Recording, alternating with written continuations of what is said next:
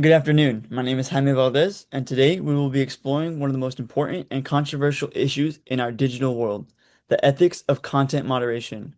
With social media playing such a central role in communication, activism, and information sharing, platforms today face a difficult question. Is it ethical for them to censor content, and if so, how far should they go to regulate harmful speech? Our presentation will break down the tension between free expression and user safety and platform responsibility. So let's go ahead and get into it. Our research question asks whether social media companies are ethically justified in moderating or censoring content and what the appropriate boundaries for that regulation should be. Our position is that the platforms are ethically justified in restricting content that presents a clear, demonstrable risk of real-world harm. But that authority wouldn't be unlimited. Moderation must be clear in its rules, consistent in its enforcement, narrowly focused on preventing harm, and open to review, so decisions can be challenged and corrected. In short, content moderation is ethical when it protects people, but only when it is done in a transparent and accountable manner. This way to keep it fair.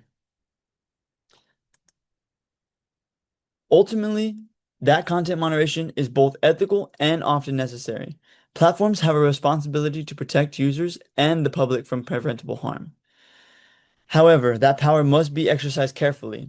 We break down this into three key principles. First being high-risk content.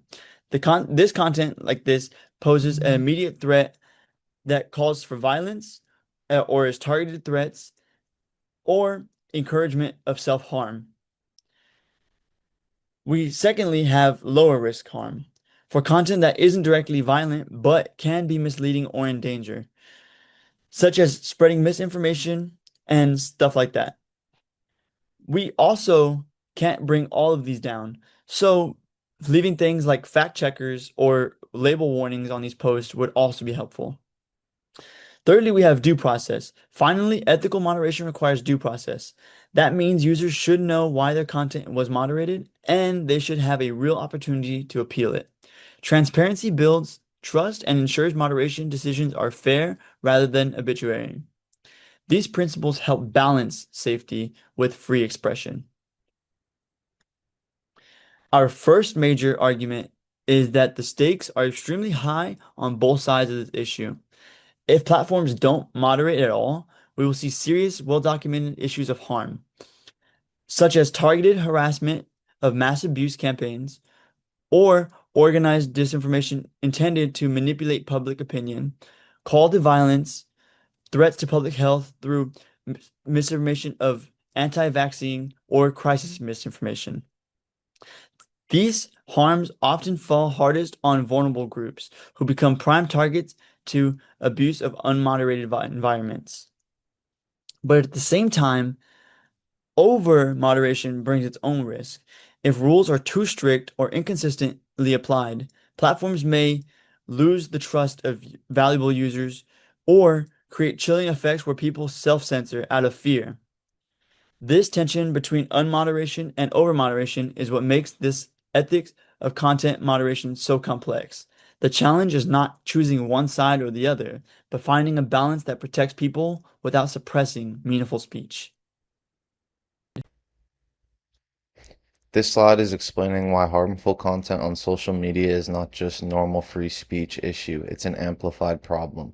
Social media platforms don't just host speech, they actively push it out through their algorithms. That completely changes the ethical picture compared to someone just talking in a public park. We can think of it as a chain with four steps. First, there's the individual's post. One user shares a piece of content by itself that might not seem like a big deal. Second, we get algorithmic boosts. The platform starts promoting that post based on engagement, likes, comments, and watch time. The more people react, the more it gets pushed.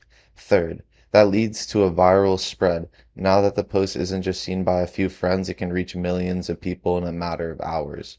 And fourth, We end up with a real-world impact. At this point, the content can drive harassment campaigns, spread dangerous misinformation, or even incite offline violence. So the point is, once platforms are actively amplifying content at this scale, they share responsibility through the harms that follow. That's why we argue simple hands-off moderation isn't enough. Now, I want to connect that problem to the philosophical lens we're using. Our framework comes from John Stuart Mill's utilitarianism. Mill focuses on maximizing overall well-being and minimizing overall harm for the greatest number of people.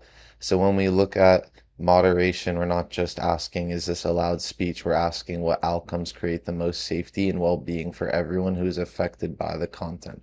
From Mill, we pull two key ideas that you see in the boxes right here. The first is the harm principle. People should be free to speak and express themselves until their speech creates a serious risk of harm to others. When we combine that with the boost of problem from the last slide, it means platforms are justified in stepping in when their systems are being helped. Harmful content reaches huge audiences. The second idea is minimal restriction. Even when we decide that intervention is necessary, it should be prohibition fair and as limited as possible. In practice, that means we don't treat every conversational post as if it were a death threat. We chose that the least restrictive action that still protects the user. Together, these two concept guides the rest of our argument.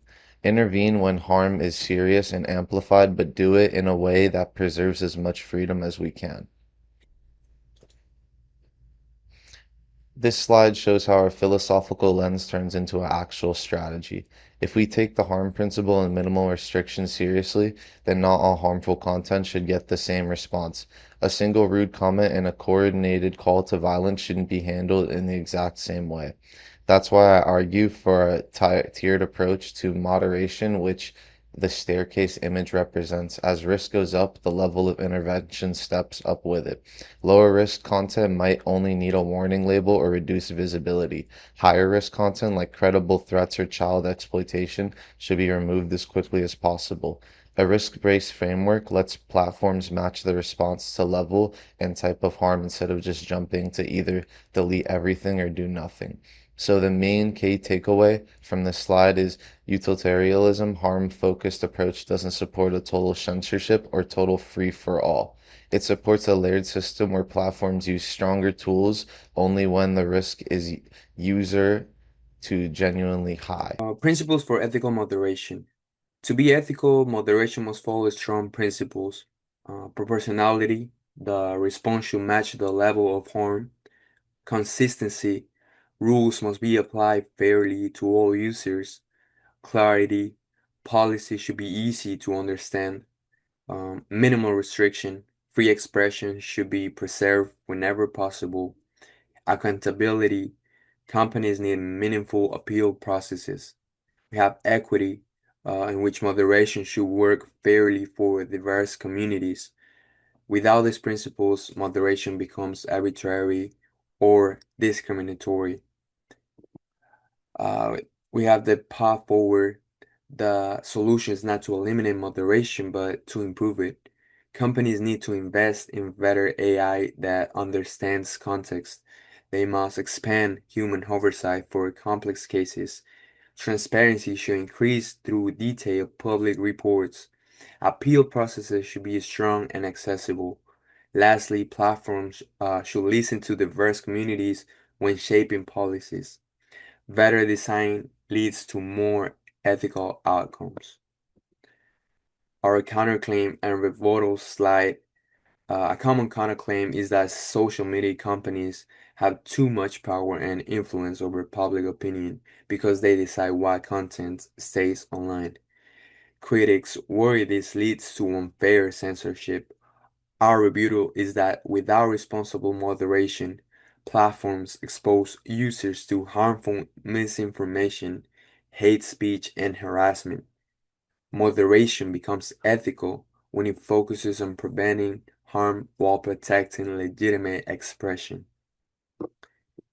And well, in conclusion, ethical content moderation is both necessary and possible.